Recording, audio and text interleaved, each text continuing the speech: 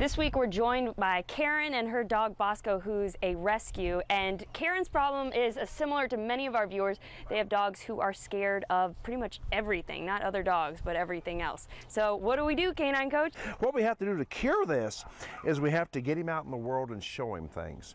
She needs to bring people into her house, shake hands in the living room, and say, wow, this person is invited into my house.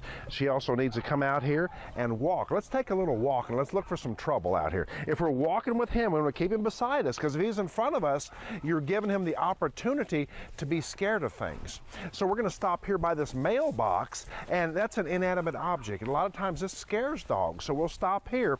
The best thing that he could do is learn to sit when we stop, because he's not worried to death about this mailbox. So I'm going to stop here.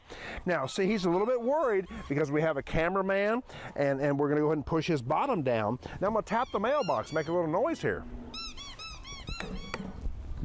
And now, if you have a treat, give him a treat and let him know, oh my God, you know, that thing, it didn't kill you. Now let's go in the house and let's talk about a little bit in the living room, things that scare him. And we're inside now, where one of the issues is the doorbell ringing.